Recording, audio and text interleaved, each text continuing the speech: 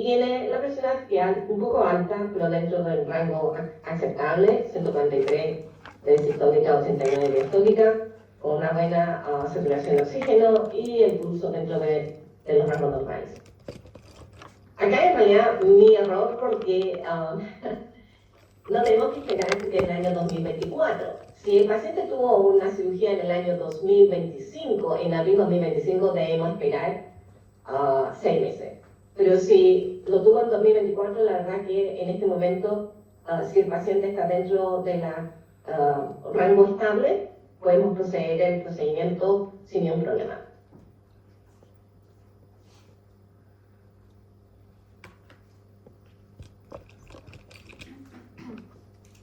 Acá otro paciente similar, pero en vez de un stent farmacológico tiene un bypass. En el año 2024, más de un año atrás, en realidad podemos proceder sin ningún problema. En caso de que tuvo este procedimiento en el año 2025, igual podemos proceder sin ningún problema porque es en abril y ahora ya estamos en julio. Y han pasado más de 6 meses, 6 semanas. Y de nuevo, muy importante evitar dar vasoconstrictor y si necesita vasoconstrictor, tratar de limitar el vasoconstrictor a no más de 2 cartuchos de anestesia local. Tenemos otro caso, en este caso, año 2019, muchos años atrás. En este caso, todo bastante estable, puede proceder sin ningún problema. De nuevo, limitando el uso del vasoconstrictor.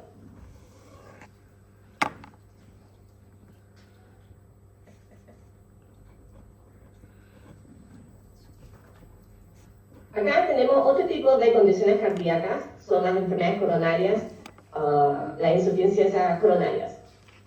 La insuficiencia coronaria es una condición en la cual el corazón no bombea la sangre de manera eficiente. Esto puede hacer que la sangre se acumule, provocando retención de líquidos en los pulmones y puede causar dificultades respiratorias. La verdad es que esta insuficiencia cardíaca generalmente es secundaria a otras enfermedades como enfermedades coronarias, infartos previos, diabetes o hipertensión arterial. Una cosa importante es cuando ves un paciente con insuficiencia cardíaca, tienes que hacer una interconsulta médica para saber cuál es la capacidad funcional actual del paciente, ¿verdad? Generalmente lo vemos con los ecocardiogramas para ver cuál es la fracción de eyección del paciente. Si la fracción de eyección es más de 50%, 55%, el paciente está bastante estable para las extracciones bajo anestesia locales. En este grupo de pacientes, también de nuevo, limitar los vasoconstrictores a no más de 2 cartuchos. Y en caso que se necesite dar vasoconstrictor, es importante hacer un monitoreo cercano, especialmente en nuestros pacientes que toman medicaciones, los digitálicos, como la digoxina, ya que la interacción de epinefrina y la digoxina puede desencadenar algún tipo de arritmia cardíaca. También hay que considerar que a veces la actividad de los vasoconstrictores puede verse disminuida en pacientes que están tomando medicamentos nitrados de acción prolongadas o vasodilatadores, lo cual podría resultar en una menor duración de la anestesia local con vasoconstrictor.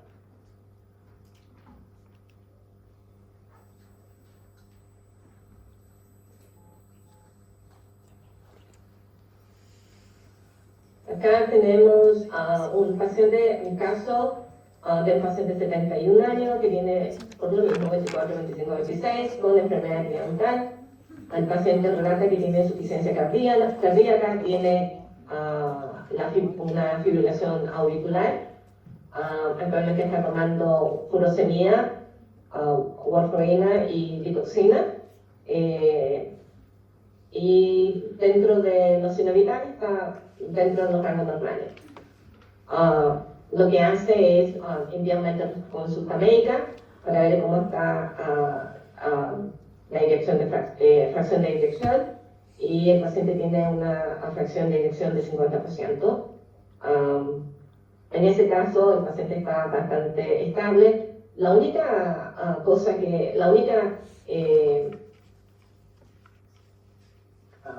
lo único que tenemos que tomar en cuenta en este caso es la warfarina, ¿verdad? Si vamos a hacer una extracción, lo que nos tenemos que verificar es el nivel de del INR para ver que está dentro de un rango normal antes de poder proceder para evitar posibilidades de sangramiento.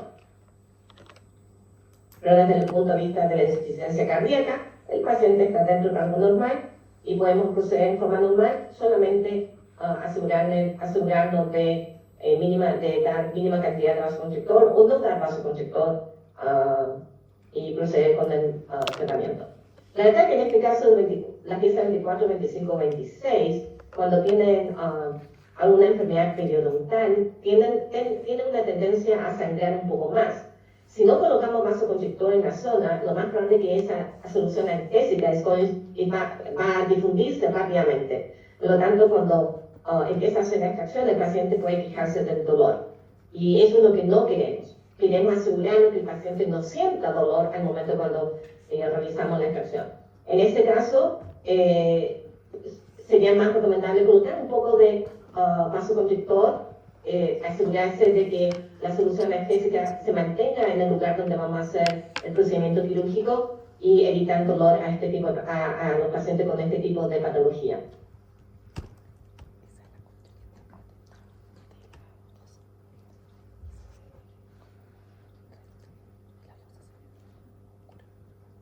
Tenemos otra enfermedad coronaria que son las accidentes cerebrovasculares. Comúnmente este tipo de patologías son conocidos como ataques cerebrales y se produce cuando el flujo sanguíneo que llega a una parte del cerebro se detiene abruptamente. Se presenta principalmente de dos formas, como en la forma isquémica, y esto se produce por la presencia de un coágulo sanguíneo, ya sea originado en el propio cerebro o traído por la sangre de otra parte del cuerpo como embólico. Y la otra forma en cómo puede presentarse este tipo de patología es la hemorrágica, y se manifiesta cuando un vaso sanguíneo en el cerebro se rompe, lo cual puede ser debido a una aneurisma, o una malformación arteriovenosa o una angiopatía cerebral amiloide. Según las recomendaciones actualizadas de la Asociación Americana del Corazón, los pacientes que han sufrido un accidente cerebrovascular idealmente deben esperar al menos 6 meses antes de someterse a un procedimiento quirúrgico electivo. Este periodo de tiempo está basado en un estudio realizado en Dinamarca con 481.000 pacientes, que indicó un riesgo elevado de ocurrencia dentro de los primeros 3 meses después del evento inicial. El problema es que dentro de los 3 meses puede haber recidiva, y es por eso se recomienda un tiempo de espera de 6 meses.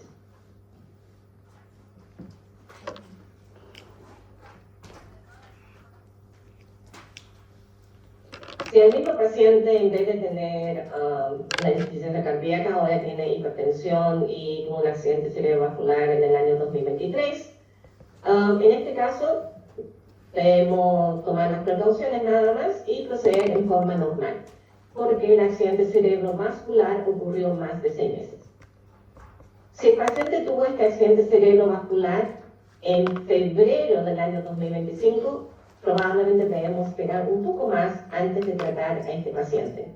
Si el paciente se presenta por una patología electiva, si viene con un absceso que requiere de un tratamiento de urgencia, en ese caso tenemos que contactar al médico tratante y probablemente proceder con el tratamiento, con la extracción de los dientes para evitar la continuación del proceso infeccioso.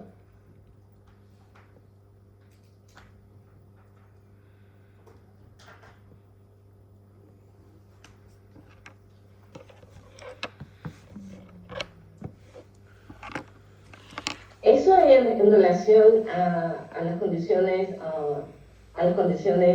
cardiovasculares.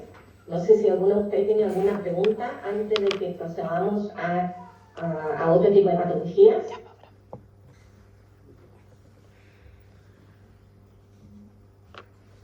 ¿No? ¿Ok?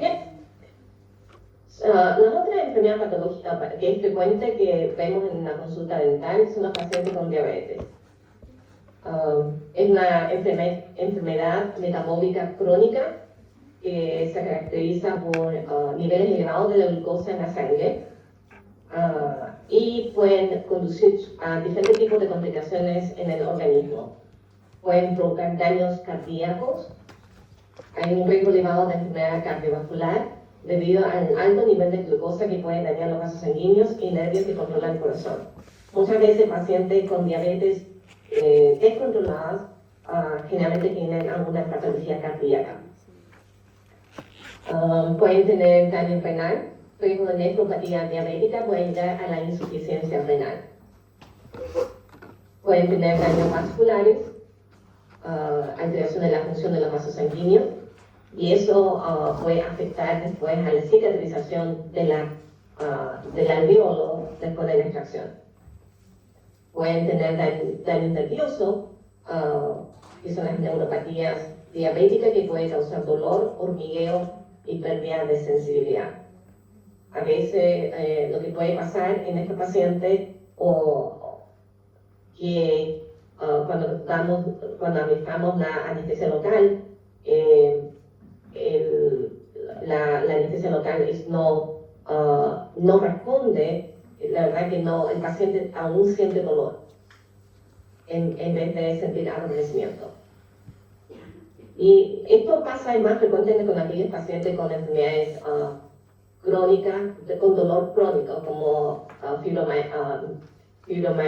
fibromialgia y otro tipo de condiciones que se considera ahora como dolores nociplástica, que el paciente no responde al efecto de la solución anestésica. Incluso en momentos cuando estamos casi seguros de que la técnica anestésica fue bien administrada, y es porque tienen estos dolores llamados nociplástica en vez de nociceptiva. Idealmente para este paciente, cuando vemos a estos pacientes tenemos que pedir la hemoglobina glicosilada cuán controlado está el paciente. Otra cosa que generalmente hacemos es al día de la extracción tomamos un glucotest para saber si en el momento se encuentra dentro de los rangos normales. Generalmente queremos citar a estos pacientes con diabetes en la mañana porque los niveles de cortisol endógeno son más altos y disminuye el riesgo de hipoglicemia. Uno de los mayores riesgos de los pacientes con diabetes, la gente generalmente piensa que es la alza de glucosa sanguínea. En realidad lo que más tememos en los pacientes con diabetes es la hipoglicemia. Asegurarnos que durante el procedimiento quirúrgico monitoreemos el paciente. Los vasoconstrictores pueden ser utilizados en los pacientes con diabetes controlada bajo precaución, ya que la epinefrina puede tener un efecto farmacológico opuesto al de la insulina, pudiendo elevar los niveles sanguíneos de la glucosa. En caso de pacientes diabéticos no controlados, definitivamente tenemos que tener mucho cuidado con el uso del vasoconstrictor.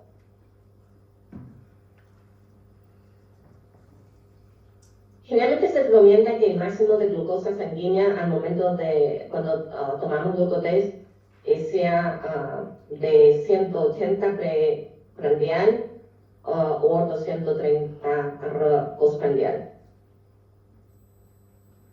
Los niveles elevados de glicemia pueden reducir la secreción de óxido nítrico y por lo tanto puede causar daños en la circulación sanguínea y eso puede afectar la cicatrización, haciendo que la cicatrización sea más lenta o posibilidades de mayor índice de prevalencia e infecciones.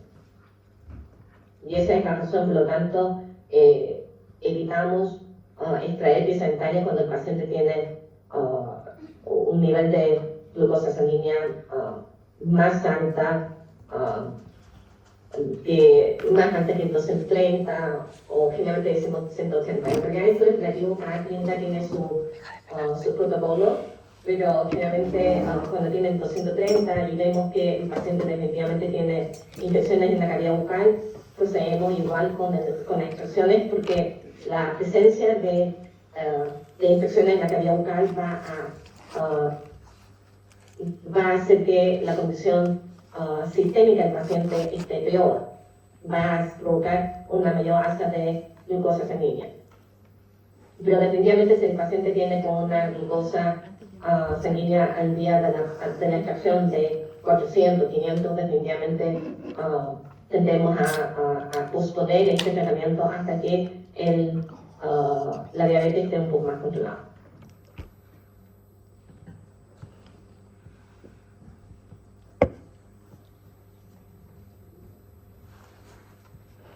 Acá tenemos un caso del paciente que tiene la hipertensión, diabetes tipo 2, está tomando lisinopril, metformina, Plavix. La presión arterial y glucosa está bastante dentro de los límites aceptables. El paciente dice que desayunó y tomó medicamento 1 hora antes de la extracción. Lo que tenemos que hacer, como tiene una presión, una glucosa sanguínea menos de 180, la verdad que podemos proceder sin ningún problema. La cantidad de vasoconstrictor es más relacionada con la hipertensión que la diabetes. Tratar de citar a este paciente en la mañana. Una cosa importante es que este paciente está tomando Plavix, lo cual es lo que generalmente no suspendemos acá este tipo de medicamento y la verdad es que no vemos mayores niveles de sangramiento o extracción.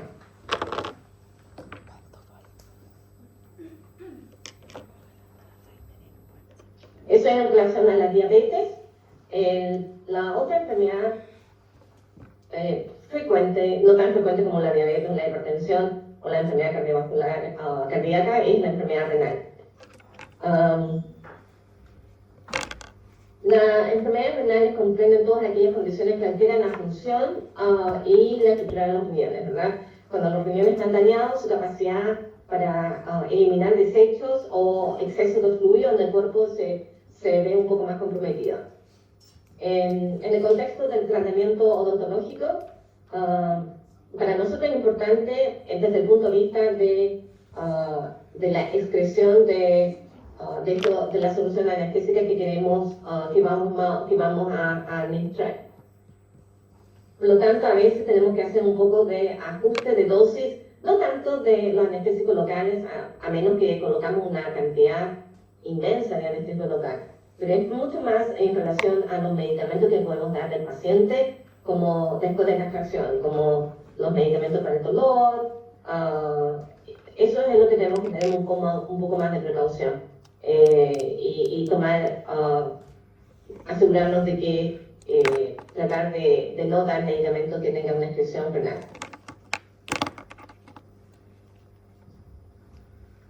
Otra cosa es en relación al limitar el uso de la epinefrina del vasoconstrictor, es que porque la epinefrina actúa sobre los músculos lisos, los vasos sanguíneos, e induce vasoconstricción. Entonces la acumulación puede aumentar el riesgo de daño renal agudo. Pero la verdad que esto pasa generalmente cuando colocamos gran cantidad de cartuchos de anestésico local. sí, un par de cartuchos en realidad no debería ser mayores problemas para los pacientes con enfermedad renal. Otra cosa importante, otro tipo que podría ser utilizado es la articaína. La articaína es una de las amigas y puede ser indicado para estos pacientes con patologías renales porque la articaína tiene una estructura híbrida en que tiene una porción amida y una porción éster. Y sabemos que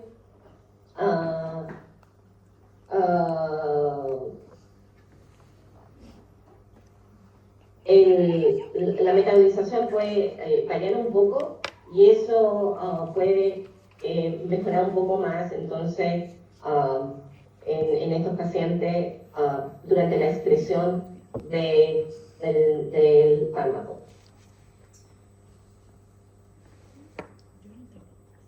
Veamos un caso de patología renal. Cuando el paciente dice que tiene nefropatía y está en diálisis. En este caso, lo que tenemos que asegurarnos es que realicemos el procedimiento en el día que no tenga diálisis. Si tiene diálisis en lunes, miércoles, viernes, tenemos que tratar de citar a este paciente martes o jueves. Acá también, definitivamente, limitar el uso, siempre usar la cantidad necesaria de anestesios locales y vasoconstrictor suficiente para adormecer la zona que vamos a extraer la pieza dentaria sin provocar dolor, pero sin usar excesiva cantidad tampoco. Asegurarnos de usar jeringa con aspiración si es que tenga la posibilidad y monitorear los signos vitales antes y después del procedimiento.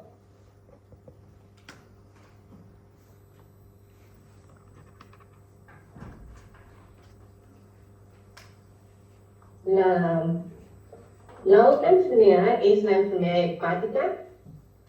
La verdad es que la enfermedad hepática está más en relación a la metabolización de los medicamentos, del anestésico local, sobre todo las amigas, de los medicamentos que podemos dar a los pacientes después del procedimiento, como son los medicamentos para el dolor, y también está en relación a la relevancia de acá es en relación al sangramiento. El paciente con enfermedad hepática tiene un alto riesgo de sangramiento durante la extracción. Entonces, en nuestro caso, lo que tenemos que hacer es pedir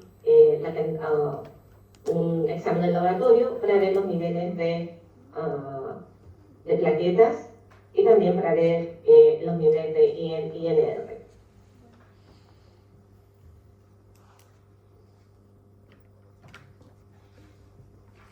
En relación a las anestésicos locales como opción, la verdad es que lidocaína, metilocaína en realidad en pacientes con enfermedad hepática, a pesar de que son metabolizados en el hígado, igual pueden ser utilizados con moderación y si tienen la posibilidad de otras opciones como la articaína o la lidocaína puede ser utilizado, pero definitivamente con lidocaína o metilocaína son bastante seguros.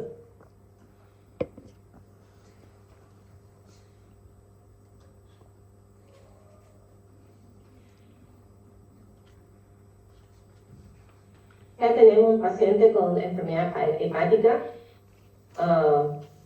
El paciente tiene historia de hepatitis B, de cirrosis, varices esofágica. Muchas veces cuando este paciente tiene estos tipos de diagnosis, generalmente el paciente tiene historias de alcoholismo. En este caso, nuestra mayor preocupación, más que el uso de anestésico local, es el sangramiento. Y definitivamente, porque sangra, hay mayor riesgo de sangramiento, tienes que pensar que definitivamente vas a tener que usar vasoconstrictor. Si no usa vasoconstrictor, al momento cuando trata de sacar el diente, de extraer el diente, lo que va a pasar es el paciente probablemente va a sentir dolor.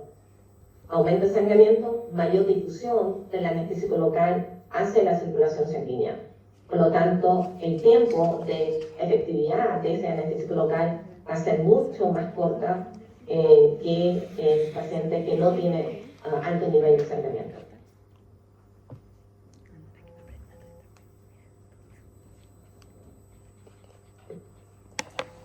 Y definitivamente si el paciente en este caso tiene como propranolol que está tomando un beta-blocker no selectivo, también definitivamente tenemos que tomar precauciones con el vasoconstrictor para evitar excesiva presión arterial o bradicardia reflectiva.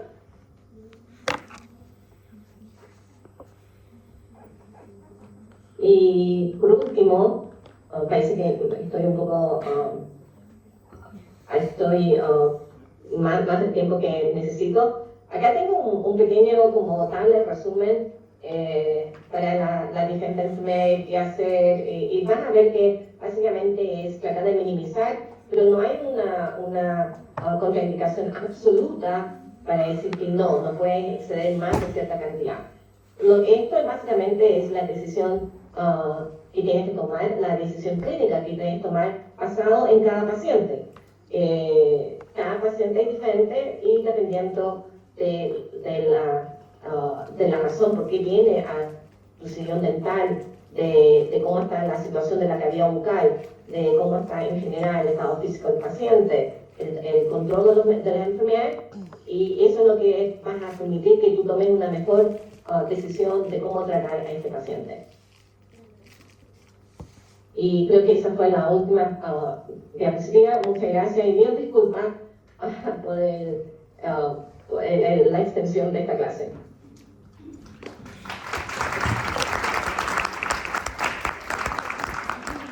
Bien. ¿Hay alguna pregunta para la doctora?